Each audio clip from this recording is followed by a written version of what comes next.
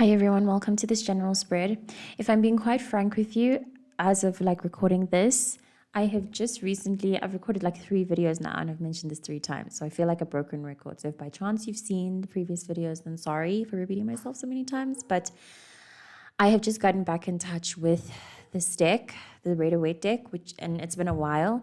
I honestly was feeling a bit averse to it at first because of how common of a deck this is. I mean, it's the entry-level deck. You see the illustration. This is the deck that most people are introduced to when it comes to tarot. And I just felt averse to that. So I stopped using it for a while, but now I'm back and I love it. And I love how it feels to shuffle and to interpret the messages. And I'm just loving interacting with it in general. And yeah, I'm really paying reverence. I'm giving my respects to the tradition of tarot and to the long-term practice of it,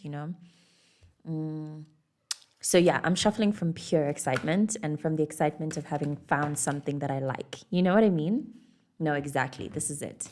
We have the Queen of Wands. This is pretty much me right now doing all of these readings. I just feel super passionate, excited. I feel specifically passionate about the existence of the other worlds right now. I'm not going to lie. I feel really excited about the existence of divine consciousness and how it's true, it's scientific, it's logical, it's fact. It's not just something that some philosophers can say we're making up because we are trying to put a place for our yearning. You know what I mean? I feel super connected, and I hope that that's the case for you as well.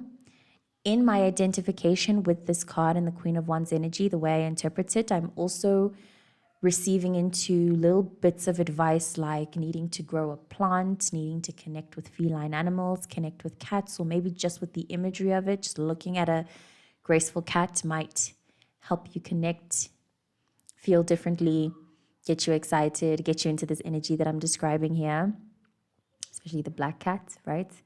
But I'm just receiving a lot of energy, passion. A lot of the readings that I've done today with these cards have been giving a lot of energy, lots of energy and movement. And then you also have the Five of Wands. So this is another energy that I have pulled on in a reading that I did earlier today.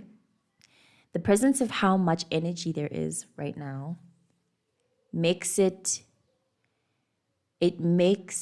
easier for people to lash out, jump to conclusions, make assumptions, start fights and conflicts based off of things that they made up, or off of past trauma stuff, but they don't realize that that's what they're doing. They don't realize that they're acting from a place of hurt. They think they've made up a truth. So I highly recommend to manage this energy, as I did in the previous readings, to try to always be honest. Try to always be real with how you feel, even if it's just with yourself. There's huge alchemy in just being able to admit the way you truly feel in a moment instead of denying or suppressing. Try to keep up that practice of constantly checking in with how you feel and making sure that every time you check in, you give an honest answer. Be aware of any conflict starting. It feels like if there's any conflict that starts right now, well, it feels likely because there's a lot of energy, and it feels like it's likely going to come from that energy, from a lack of assumption. So actually just keep pursuing the truth. When I see this kind of energy, it's missing water, it's missing air.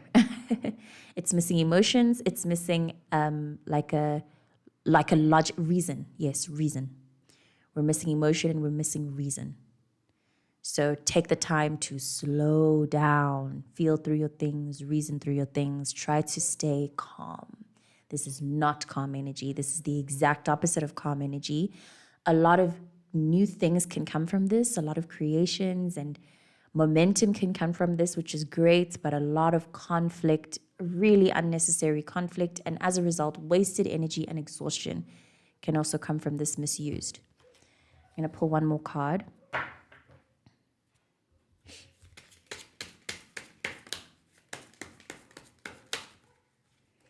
I'm getting a woman who's so insistent on getting her own way that she kind of fucks with the vibe. The image of a of a mother walking in on children relaxing and having fun, and her going, look at these dishes, look at this mess, come get it, da, da, da, da, da. Something like that. And then we have the King of Cups. As I said, we're missing it. Here it arrives. So this is what I was talking about needs to happen in order to balance out this energy that you may see or feel in yourself or see externalized through other situations, is the need to chill out, calm down. Try your absolute best to remain as calm and as observational as possible. This also gives someone in an observer state, especially his eyes. I find these illustrations so funny. Also, his face. Anyway, his eyes are so intensely open. He's like looking at everything. So that's probably what you would need to do. The visualization of this card also speaks of his balance. They also note how calm he has to be in order to hold everything in place so that he doesn't tip over. So if you can visualize something like that, if you can visualize the energetic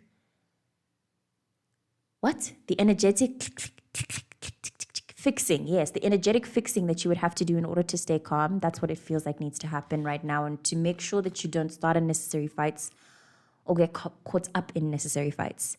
These two cards together also give a connection to the intuition, to the moment, to stillness, which I believe is where our intuition is greatly stored. In a moment of stillness, observer state, not making any moves, feeling the energy build up inside you, but still being super calm about when to make the right move.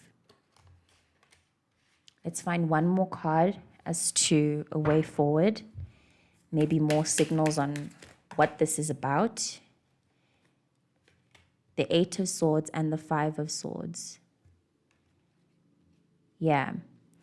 I'm receiving somebody, and then the Nine of Swords beneath the deck.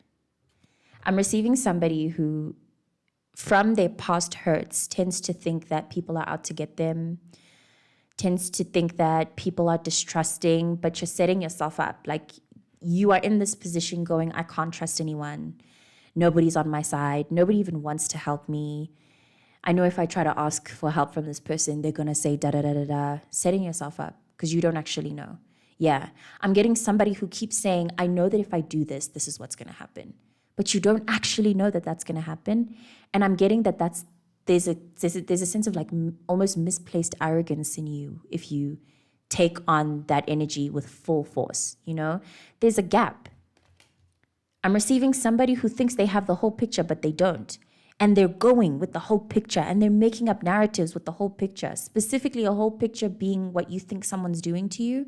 Someone thinks someone is out to get them. Someone thinks someone is beefing with them, and there's no beef at all. This may be someone having this towards you. You may be an Aquarius. Aquarius find themselves in this a lot because of how offensive their detachment can be to other people. Aquariuses also tend to do this. They tend to be very good at victimizing themselves and thinking that everybody's out to get them. They get really enthralled in the lone wolf role. They take it to the top and they make it into a negative thing when it's actually a really positive thing. You are a leader. Aquarius, Sagittarius, Virgo. Yeah, those are the signs I'm getting right now. Maybe Scorpio. But Scorpios are a lot more intense in the way they handle this energy when they think that they're being betrayed.